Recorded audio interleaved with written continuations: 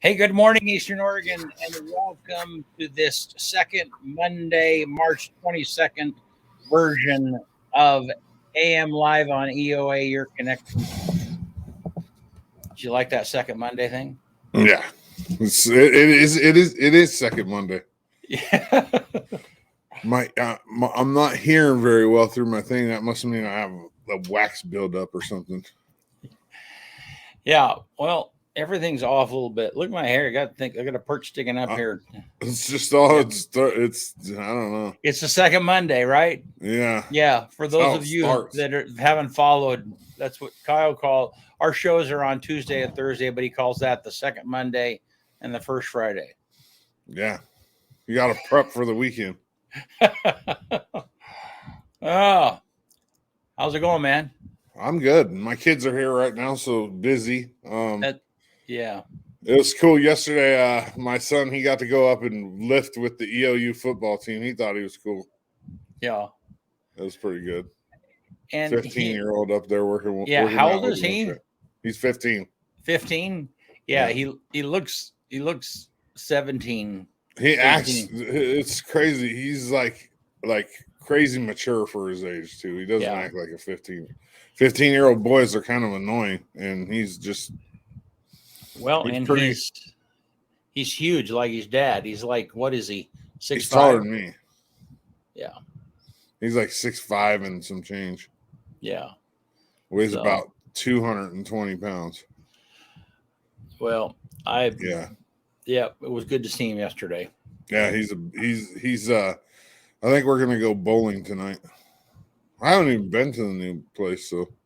Oh, it's a cool place. I guess they got the pub and eating part of it open. That's what I heard. Yeah. Hey, Dana, how are you? Dana? Good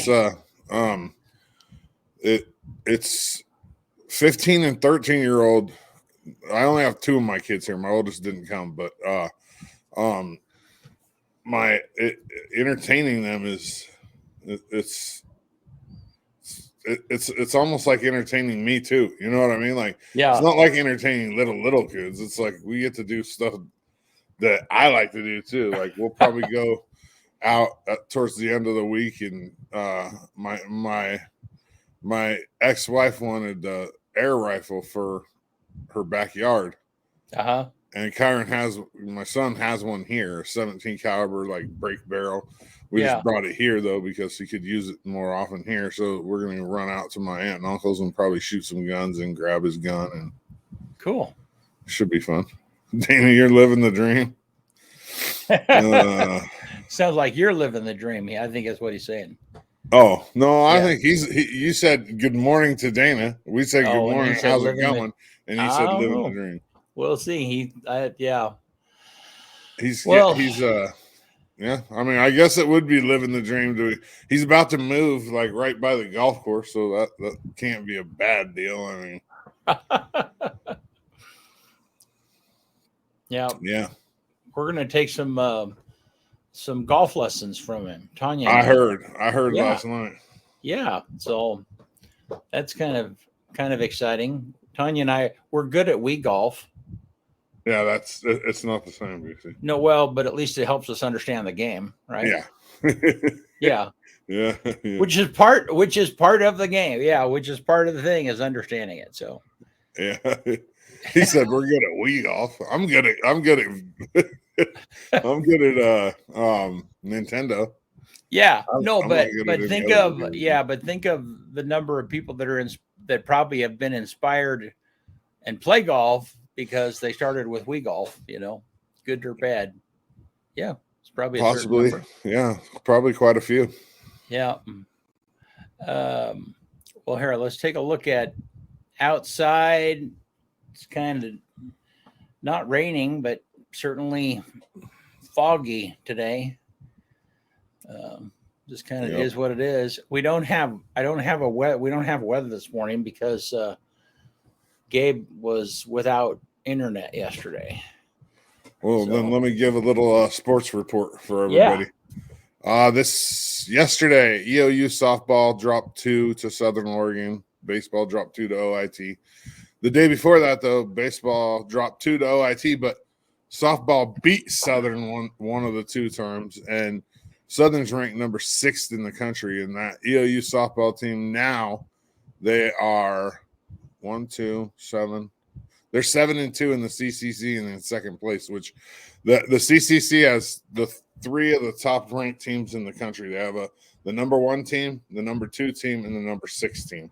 And EOU will definitely be getting votes this week when the polls come out on Wednesday. They were getting votes last week. They'll probably move into the top 25, the softball team, which is really cool. I was talking with Ben Welch yesterday up at EOU, which is not only Benny Welch's dad, but he's the track coach up there. And the track team had a huge weekend this last weekend. Their throwers, they had like 2 or 3 kids qualify for national marks. The track team is going to look to follow right in the footsteps of the indoor team and have a really good year. LeGrand baseball, the varsity team, they're in Arizona right now. I got a hair hanging right in front of my glasses, and it's annoying the crap out of me. And then softball and baseball are both at home this weekend for EOU, which is the softball team hasn't played a home game yet. Neither has the baseball team because of weather. They've had a couple scheduled, and they've been, so yeah. So they are at home. Yeah. So are they playing on softball? Are they playing? I mean, clearly they're playing. So I'm sorry. So just say that again. Softball and baseball are both playing at home. Yeah. And playing at their respective fields this weekend. Well, that's the plan. Hopefully. Yeah. Yeah. Barring any unforeseen weather. They have the turf down at Pioneer Park. That's all in. Yeah, which last night the JV was having a scrimmage. I went for a walk with my daughter, and early, and they're having a scrimmage down there. They weren't playing on the big field because they just threw some sod down. So the sod takes a few days to grab. So they weren't playing on the big field. They were playing on the small field. But they should. I mean, if EOU is playing at home, they're playing on the big field. Yeah. Oh, cool. Which is down there, and then the softball field's up at the college. Yeah. Yeah. Should be interesting. And then it's spring break for everybody else. So everybody's home. So have you been watching the swimmer, the transgender swimmer that don't even get me started on that, BC. Well, you and I haven't talked about it. I was wondering what your opinion was. Well, what do you think my opinion is? Well, I think I know, but yeah. Well, yeah. A dude shouldn't be swimming with chicks. You're a sports guy, yeah. Well, I mean, you saw how the country reacted to it. The NCAA made a mistake by letting that happen. And here's the simple reason. I don't give a rip if you want to be a chick, a dinosaur, whatever you want to be. I don't care. Doesn't matter to me. Live your life. Be happy. But the second you start making it okay for guys to compete with women, with girls, there's a problem. Because we're built differently. Right. A, we have wieners. B, we have bigger lungs.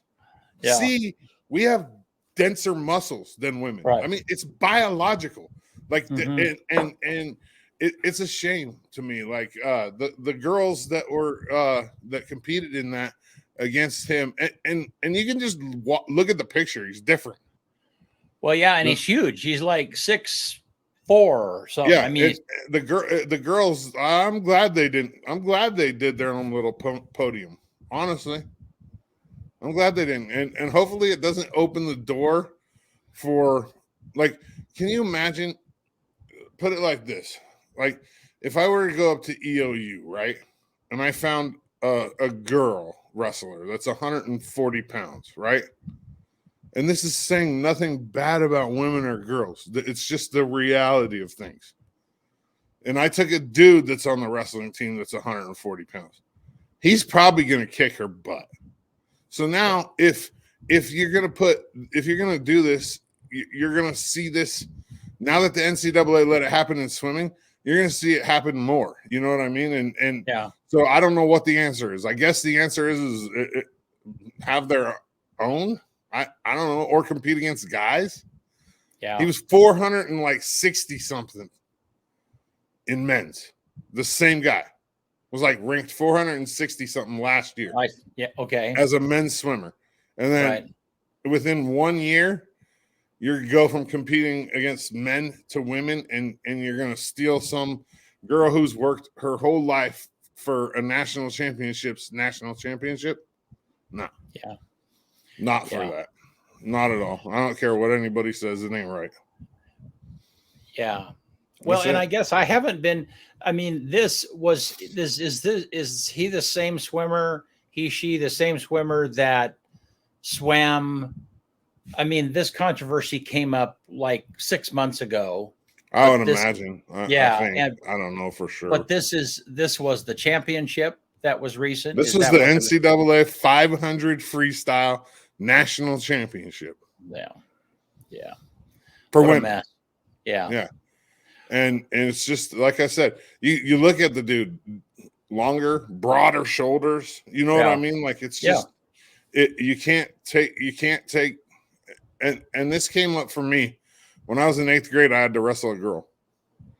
I quit wrestling because of it, and not because it was mainly because I was always taught not to put my hands on girls, and I just don't think that, especially in middle school, boys shouldn't be wrestling girls. And it's not, like I said, it's not anything to do with, judging somebody on what they want to do, because I don't care. They can be a transgender, they can be gay, they can do whatever they want to do. Yeah. I'll still love people. I don't care. It's when you start mixing apples with oranges in competitive sports, that's when I have a problem. And when you start taking away from girls that have worked their whole life for something, and I think it's chicken shit, downright. Really, I mean, he should be competing against men. Yeah.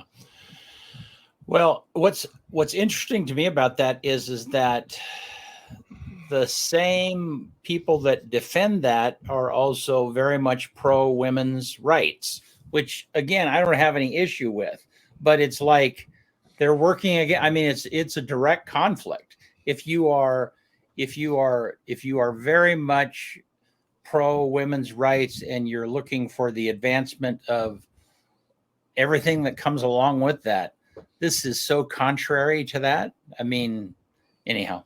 Yeah. All right.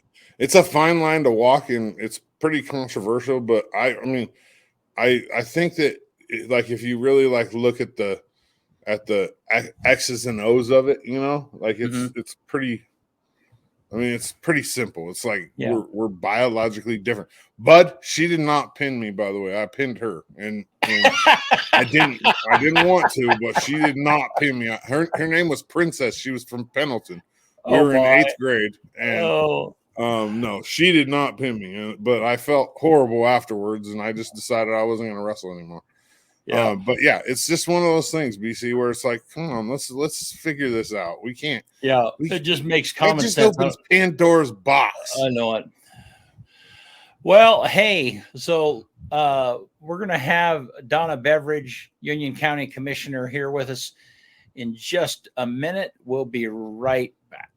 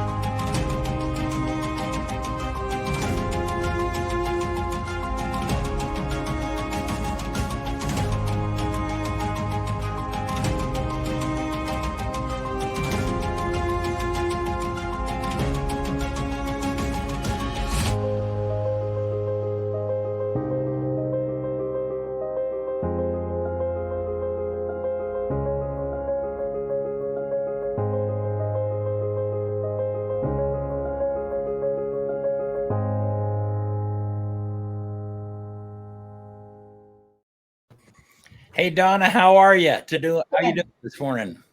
Good. How are you doing? Good. Morning. Good morning. We hear you good. Down, BC? Huh? Did you cut that commercial down in length? That's a 1 minute version. Oh, gotcha. Yeah, Benny did. I was just going to make a comment. That's really nice commercial. Thank you. Excellent. Showcases the area very nicely. Yeah, it does. It's one of my favorites. They did a great job with it. Yeah, it does. So, well, how are you doing, Donna? I'm doing good. Spring vacation this week, so I see, like you said, Doddsy out with your kids and doing some fun things. And I think it's supposed to be nice weather, which will be good because, sometimes it snows all week or it's freezing cold. So I think it should be a nice week for everybody. With my job, lots going on. Just got done working. I think I've talked about it before. It was a water planning that we've been doing. So we just finished our 6th year. Last Thursday, we presented our plan to the Oregon Water Resources Commission and for approval. And along with myself, I had Jed Hassinger from the Farm Bureau and Anton, and I always pronounce his last name wrong, but he's with the Umatilla tribes, and they helped me present along with Dana from Anderson and Perry, who I was the convener, but she really did all the background work for our committee for these last 6 years. Anyway, we did our presentation. We were the first group to present to them, and we got 100% approval from the whole commission. So it was really a milestone, not just for Union County, but for all of Oregon, because there's several other planning groups behind us that are working. And so we talked about things that we struggled with. We talked about, things that went right and how we were able to solve problems. And so now we're going to be moving forward with approval from Oregon Water Resource Commission. And our next goal is we got $100,000 grant from OWEB, Oregon Water Enhancement Board, to start working on where we can put storage in Union County. So we're one of the few counties that don't have storage. That could include underground storage, off-channel storage, all different kinds. So right now we're going to start working on the feasibility of where that could be. And then we also talked about to the Oregon Water Resource Commission, because they're the ones that gave us the money to do this study. And we said, we don't want to just set it on the shelf. We need you to continue to prioritize this because we're going to need funding in the future once we identify, where we want our projects. And so they were on board with that. And so we're pretty excited. I feel like it's a huge milestone. So that's one thing I've been working on for 6 years. Excited about. And that, and just to kind of follow up, for people who might not understand, there were a couple of floods. The last one was when was that? 2019? Yeah, it was, I believe, 19 or 20. I mean, yeah, I think it was 2019, just before COVID. Right. Yeah. And then there was a very similar one just a few years before that. And that's correct.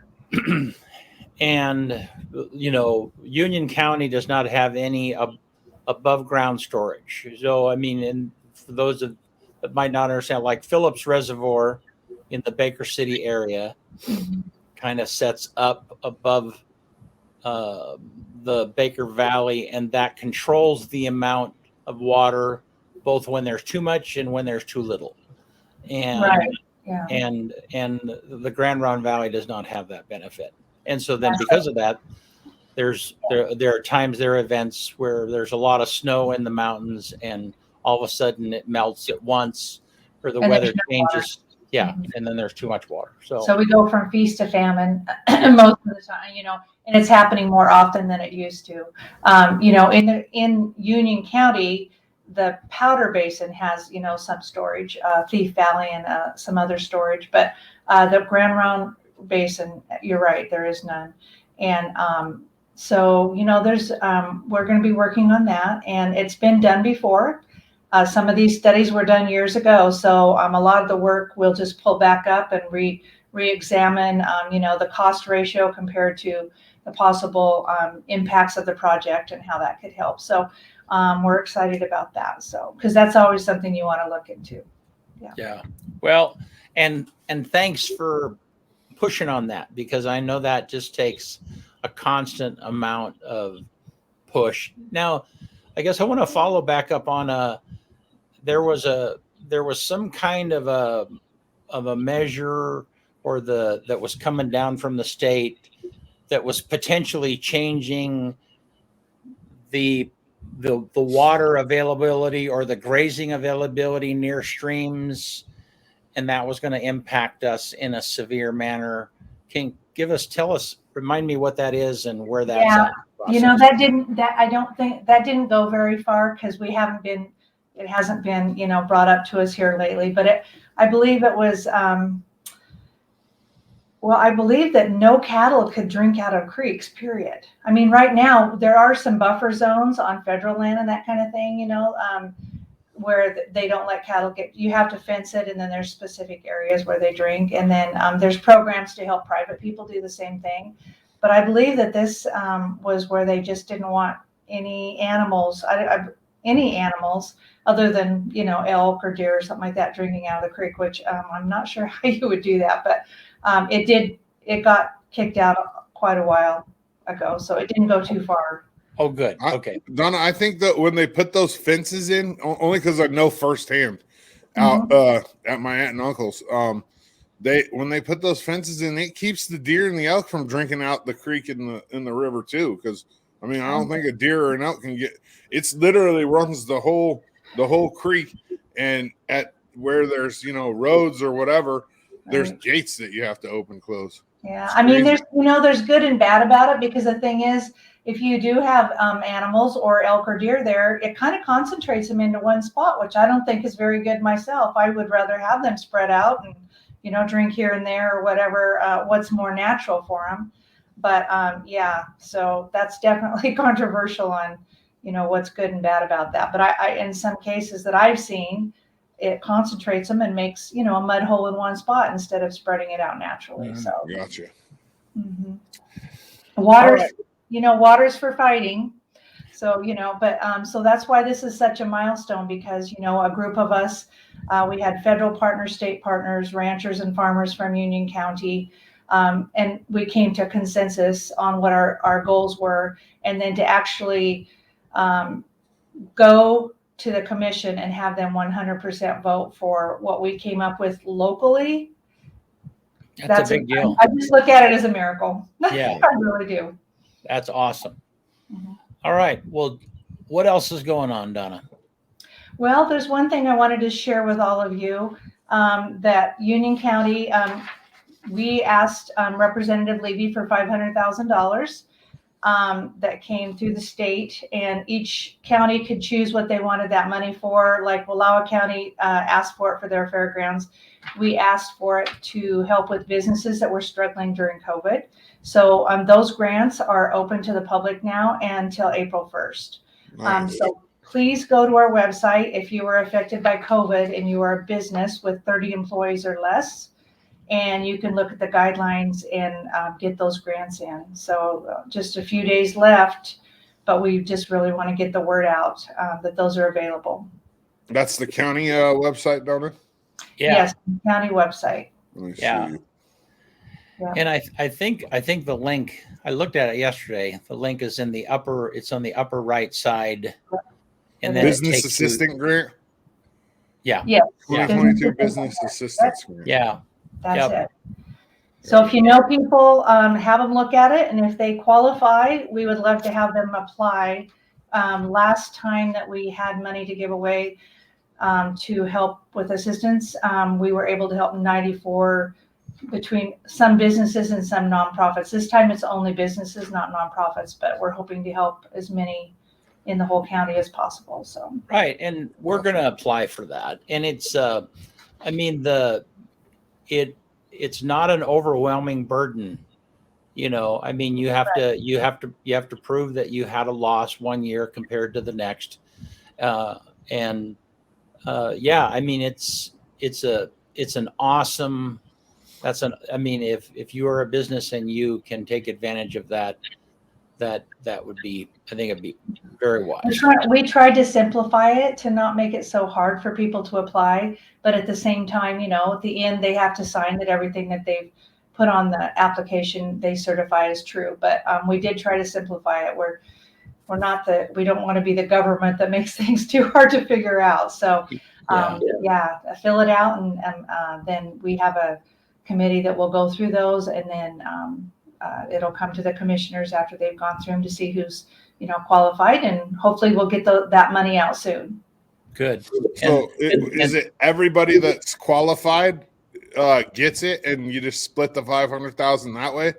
That's correct. So if you're any business that's qualified, no matter how many, and then you just split the 500,000. That way, you're not playing favorites or. Well, if you're qualified, yes, we're not going to be like, oh, we only have enough for this many. No, right. If everybody that's awesome. qualified, we'll split the money. Yeah. Mm-hmm. Yeah. Very cool. Last time we ended up being able to give out more money than what we were, what we had said on the application. But we had 700 and some thousand that time. So this time it's 500,000, but without the nonprofits, I don't know what it'll come out to be. We'll wait and see. We just want to make sure we don't miss anybody that would be qualified. So I appreciate you letting me share that today. Yeah, no. And that is, and just again, that has to be in by April 1. April 1. Yeah. It's been in the newspaper. It's been on the radio. We're trying to get the word out. So. Yeah. Good. Well, that's awesome.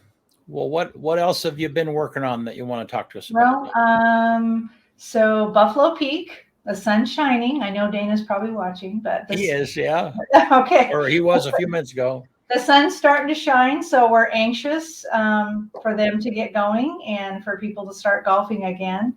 I believe I said it last time I was on here, but Buffalo Peak was named best golf facility in all of Oregon in 2021, and starting to get a lot of repeat customers, people telling their friends, a lot of good reviews. And then, I live in Union, so I drive from Union to La Grande every morning to come to work. And I mean, I'm surprised looking at Hot Lake.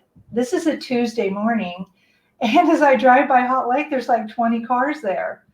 And I'm thinking we're starting to get some tourists here. They're not just heading through Union and going to Wallow Lake or somewhere else. So I think, with Mount Emily Recreation Area and the golf course and some good lodging opportunities here, and then a great college, we have a lot to be proud of here in Union County. Yeah, the Buffalo Peak has their opening April Fool's Scramble on April 2nd, and there's still availability for that. So get out there and sign up, or go to their website. I can put a link up there for you real fast. Yeah. Yeah, it's Buffalo. Dana and his team, man, they've done an awesome job out there. They got new carts on the way. I think 25 new carts on the way. There's plans to repave the cart paths. It's just,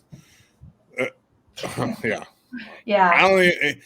I hate to sound biased because he's my friend, and because I've known him even before he went to Buffalo Peak. But it's not a bias thing. I like when I say Dana and his team is killing it out there. They are. I mean, it's just the reality of it. Yeah. I think it's his hair. Personally, he has pretty decent hair. He's always well dressed. He's got great hair. I haven't told him that, but yeah, he's got great hair. So it's a golf thing. Those PGA pros, they always dress nice and have nice hair. Yeah, and they always have nice jewelry. Like they have a nice watch. Just part of the thing. Something else I wanted to share with you guys for businesses. Okay, so I'm on the Northeast Oregon Economic Development Board. And we just met, that we meet quarterly. We just met last week, but I wanted to share with you that they also have some a loan fund right now. Well, they have it all the time actually, but I'll just give you a few little details about it. Just the businesses have to be located in Union, Wallow, or Baker, for-profit businesses. They have to be new, expanding, or retaining jobs. And the projects that they can get this loan for are working capital, fixed assets and inventory, real estate purchases, debt refinance if necessary to retain the business. And want to share with you that in a lot of cases, this is a second mortgage that you might not be able to get somewhere else. So the banks work with NEODD to help people just get over a hump sometimes if they need that. And it's a good low interest rate. So if anybody's interested in that, you can call this number, 541-519-7699. Mike Hogan is our loan officer, or go to neodd.org and that'll have more information. But that's there all the time. And we have a lot of money loaned out to people, small businesses right now, but we have more to loan out. So please take advantage of that if it's something that you need. And now these loans are secured with property like mortgage? Is that it? That's correct. That's kind of so you've got to own the facility probably to take advantage. I don't know all the rules. I either have to own it or be buying it, right? Okay. So you could use it, towards buying a facility. Oh, I see. Okay. Yeah. What was the website again? NEO? NEODD stands for Northeast Oregon. Sorry. Northeast Oregon Economic Development. But ED. I was putting DD. I was like, there's no such website. NEODD, excuse me. Yeah. I got Northeast Oregon Economic Development District. That's what the second D is for. So NEOEDD. So please go there, or if you know somebody. And then also talking about businesses. So I think I've talked about before that we're starting to fill up the Baum Industrial Park out here. We only have about 9 acres left. And so we need a little bit more pavement out there. So right now I'm working on finding some money to finish paving for a couple of businesses that have already purchased property and need roads next to their lot. So that's something I'm working on now. And then something else called Senate Bill 2, which is where 2 counties, once a year, 2 counties can be chosen that need more industrial or commercial land to get $50,000 to work towards finding that and getting it rezoned. And Union County is one of those 2 counties. So working with our planner, Scott, and our planning commission and Anderson and Perry, and we will be identifying up to 40 acres in 10 different areas that we can rezone so that we're ready if we need to, have more commercial or industrial land. So lots of business stuff that I'm working on right now. That's Water awesome. and business. Yeah. That's good. So a couple of things you mentioned earlier, I just wanted to go back and mention, and that is, one is we have this weather cam downtown, and we're in conversation. We've been working on trying to get something like that out at Buffalo Peak. Yeah. And so anyhow, we're working on that. That would be kind of fun to do. The other thing that you mentioned was Hot Lake. We had our LeGrand Main Street downtown. We had a retreat out there on Saturday. Oh, nice. In their little, that atrium, that room that's right on the front, beautiful. Yeah. And Mike Reserve came in and talked to us for a few minutes, and they're doing a lot of great stuff. They've got 15 rooms that are finished now, and their pubs are open, or at least one pub is open. They've got a movie theater that is open, and then they have daytime soaking.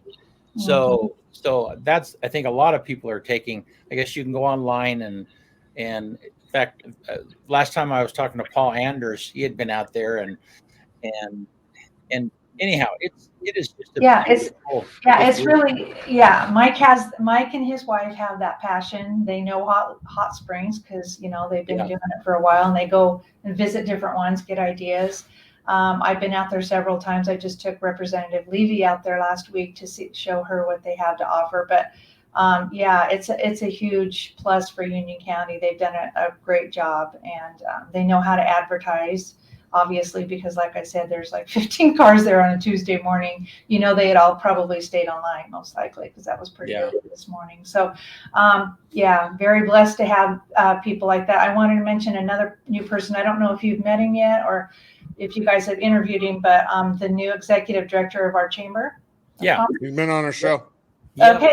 Yeah, I'm excited. Him and his crew. Newman, Scott and his crew. I feel like another group that have a passion for Union County. So I've taken him to Hot Lake too, and to the golf course. We went over to Elgin to the Elgin Opera House because we really need to focus on the whole county and not leave any towns out. So excited for Scott and his crew because they seem to be doing a really good job. He's the new voice of Mountie basketball too. That's correct. Yeah, he's a DJ. And then a few events, I guess, that are going to be coming up just that I know about because I'm with the Union Chamber is, we'll have 4th of July there again at the golf course. And Thunder at the Peak. Thunder at the Peak. Yep. So we'll be looking for sponsors for that. So I'll be going around and trying to get sponsors. But it was very popular last year. There's thousands of people, and we're hoping to make it even better this year, working with Main Street in Union and having vendors in Union, maybe starting at 4:00 in the afternoon. So people come, eat dinner, go to some vendors in the evening, and then go up to the golf course. So good. Maybe we should invite some vendors up to the golf course. Yeah, I'm working with Dana on that, but we'll have some on Main Street and hopefully some at the golf course too. Yeah, throw a couple food trucks or something up there, or like some pop-ups, and we're on the same group together, him and I, and the. I'm going to be on that group too. I just missed the first meeting. Okay, Doddsy, we'll see you at the next meeting. Perfect. Yep. Yep. And EOA will be involved in that. So okay, thank you. Absolutely. Yep. Well, when I look at that video that you just had for a commercial, something like that is very helpful for people to see how beautiful it is over there. So it's all the fireworks on a video or something. It's funny. We a couple of years ago, I worked on a video for the hospital, and it specifically, not very many people have seen it because the target audience is physicians that are out of the area. All right. To convince them to come in, and it's really well done. I mean, it's really well done.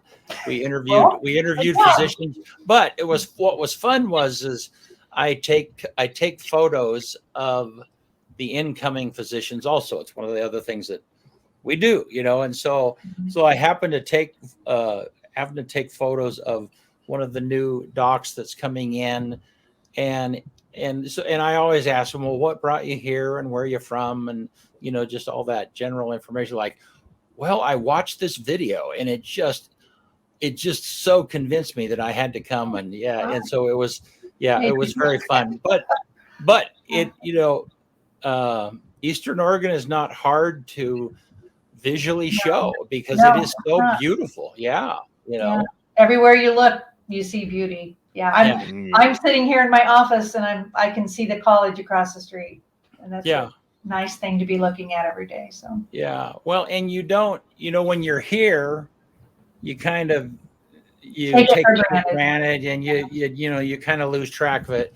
But then when people come from the outside and they look in as far as they in any direction, and you can see elk 10 minutes from where you are. I mean, it's just, it's like, it's beautiful. Yeah. When you move away, you regain your respect and your admiration for this area. That's for sure. Yeah. Or go on a little trip or something and then come home. And the closer you get to home, the more calmer you are. And the blood pressure goes down.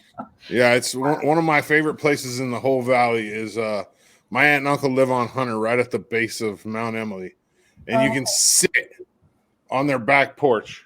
So you can turn around and you can see the rock face of Mount Emily, right? But you can sit on the back porch and just look out over the whole valley, Mount Harris. I mean, it's just phenomenal. And there's zillions of back porches where you can do the same thing in our county. Right. It's the there really is. Yeah. It's funny. I was we were doing a city council meeting, I don't know, maybe 6 months ago, and Emmett Cornford, who is I don't know if he still is or not, but anyhow, he's still the fire chief. Yeah, the fire chief. He's been the interim fire chief like 5 times, Right. And so anyhow, the meetings were remote, and he happened to be sitting on his porch, and it was looking toward the mountain, or it was looking out, but it looked like a green screen effect, Yeah. So it was kind of funny. The light was just right, and it was like that's real. That's not a green screen. Like, that's real. It was just a funny moment. So he lives in a spot where there's good. Funny Emmett Cornford fact is he's a huge horseshoes player. Really? He played horseshoes and he's good too. Like he really is. Well, in between fires, the firemen have to keep busy, right? So they probably practice horseshoes. Hey, he has a really nice yard. I've been to dinner at his house a few times, and he's got a nice horseshoe pit, and nice. Yeah. That's great. That's awesome. Yeah, I'm going to look over here at my goals and see. There's some other things here. Rivers. One other thing that I have on my goal list for the year is to the rest of them are kind of more positive. This is kind of a more negative. Trying to make sure that we stop the River Democracy Act, because it's going to be very detrimental to Union County, and fighting with all my other, not fighting with, but fighting together with all the other eastern counties to get that stopped. Wrong process. And I think that's what used. There's no, the studies haven't been done to show what needs to be protected. Too many thousands of acres are going to be locked up, even though they say they're not going to be locked up. So that is one thing I'm fighting to hopefully stop. Well, and that's what I was referring to earlier when we were talking. I didn't know where that process was. Oh, okay. Yeah. That's a federal. So that's not state, that's federal. Okay. And we're hoping it got stopped, but it's a federal thing. And Cliff Benz has been working, testifying against it. We've been sending letters, not just the eastern counties, but other counties, Tillamook County, other counties that are going to be hurt. And then the weird thing about it is some of the big counties on the west side, and they're not my enemy or anything, I'm just letting you know, there's no acres in their counties that are being designated. So, of course they're not against it because it's not affecting their counties. But I believe in Wallowa County, it's over 500,000 acres. And in Union County, it's 86,000 acres. And, I'm okay. Do the study. Show me why you need to do it. But don't just do a blanket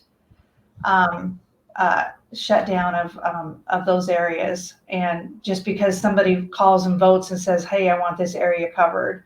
And then other issues on that are, that some of those places aren't even wetlands. They're just maybe a mud puddle, or not even a mud puddle. Like, maybe they're dry all year, or maybe every 10 years there might be a drop of water in them. So let's do the studies. Let's do it right. And if there's something to protect, let's protect it. But let's don't do something blanket just because somebody called and said, hey, I want this 10,000 acres, protected.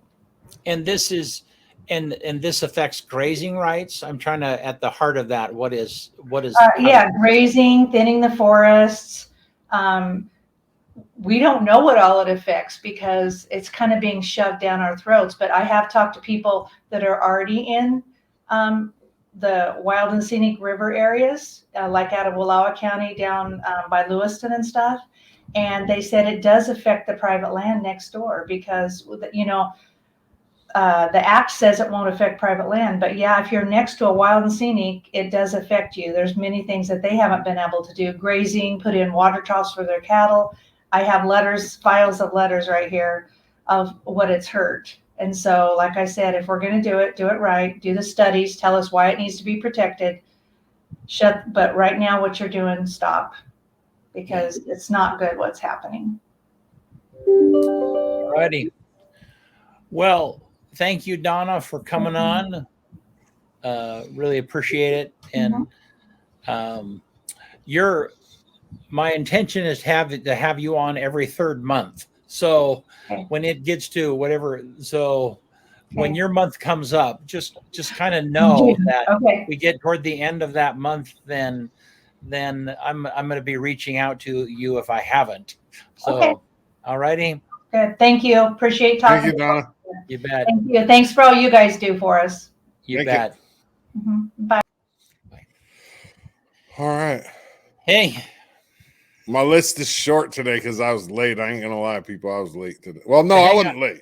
I mean, I made it before the show started, but I was just later than. But hang on, I want to show something that's kind of funny. This before we get going. So I saw this Instagram post yesterday, and this teacher has worn the same outfit for 40 years. That's awesome. Yeah. I just thought that was very cool. It just caught my attention. Like the guy clearly has a sense of humor. And he clearly doesn't have much sense of fashion. Yeah, his glasses. You can tell he's worn the same shirt for 40 years. Yeah. I mean, because that shirt looks 40 years old. Yeah. Well, and the big collar, and look how his glasses have. So he has the same pair of glasses. I mean, that's the other thing that tracks is. Anyhow, yeah, the glasses have, how they've evolutionized. Yeah, he didn't have the same pair, does he? All the way through that? No, they evolved. No, he doesn't. But you could tell. Awesome. But he'd get a different pair of glasses, and then they'd keep them for 5 years. Yeah, and then a new pair, and then a new pair. It's crazy. I know. All right, short on this day. On this day, March 22nd, 1790, Thomas Jefferson became the first U.S. Secretary of State. He was President Washington's Secretary of State. On this day in 1933, FDR makes wine and beer with up to 3.2% alcohol legal. So prohibition was over, right? 1933? 1933, yep, okay. 1960, the first patent for lasers. Like a laser was granted. Huh. That's all I really got for those. And then let's move to the number one song in the country on this day. In 2002, J-Lo, Ain't That Funny? Or Ain't It Funny? And then the quote for the day is a simple one. I went simple today. It's, what is life without a little risk? J.K. Rowling. What is life without a little risk? Boom. Running Good late, stuff. Still made it through the day. Yeah. All righty. Thanks, Eastern Oregon. Thursday. Yep. See you right here.